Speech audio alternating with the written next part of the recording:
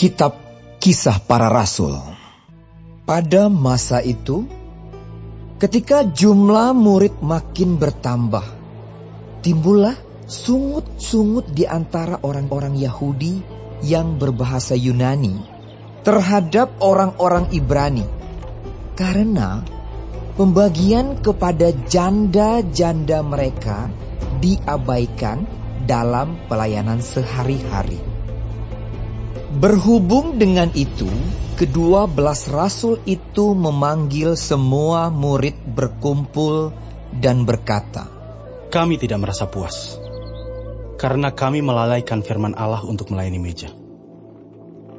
Karena itu saudara-saudara, pilihlah 7 orang dari antaramu, yang terkenal baik, dan yang penuh roh dan hikmat, supaya kami mengangkat mereka untuk tugas itu. Dan supaya kami sendiri dapat memusatkan pikiran dalam doa dan pelayanan firman."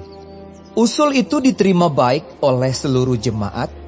Lalu mereka memilih Stefanus, seorang yang penuh iman dan Roh Kudus, dan Filipus, Prochorus, Nikanor, Timon, Parmenas, dan Nikolaus, seorang penganut agama Yahudi dari Antioquia. Mereka itu dihadapkan kepada rasul-rasul. Lalu rasul-rasul itu pun berdoa dan meletakkan tangan di atas mereka. Firman Allah makin tersebar dan jumlah murid di Yerusalem makin bertambah banyak. Juga sejumlah besar imam menyerahkan diri dan percaya.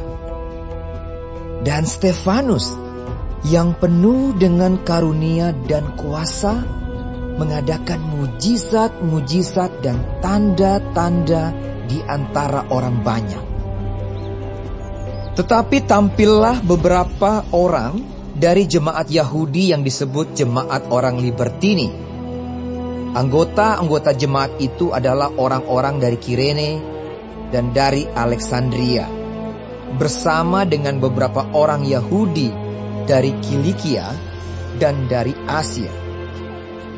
Orang-orang itu bersoal jawab dengan Stefanus. Tetapi mereka tidak sanggup melawan hikmatnya dan roh yang mendorong dia berbicara. Lalu mereka menghasut beberapa orang untuk mengatakan, "Kami telah mendengar dia mengucapkan kata-kata hujat terhadap Musa dan Allah."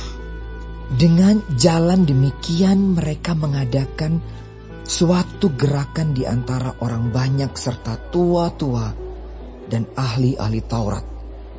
Mereka menyergap Stefanus, menyeretnya dan membawanya ke hadapan mahkamah agama. Lalu mereka memajukan saksi-saksi palsu yang berkata, "Orang ini terus-menerus mengucapkan perkataan yang menghina tempat kudus ini dan hukum Taurat. Sebab kami telah mendengar dia mengatakan bahwa Yesus orang Nazaret itu akan merubuhkan tempat ini dan mengubah adat istiadat yang diwariskan oleh Musa kepada kita." Semua orang yang duduk dalam sidang mahkamah agama itu menatap Stefanus. Lalu mereka melihat muka Stefanus sama seperti muka seorang malaikat.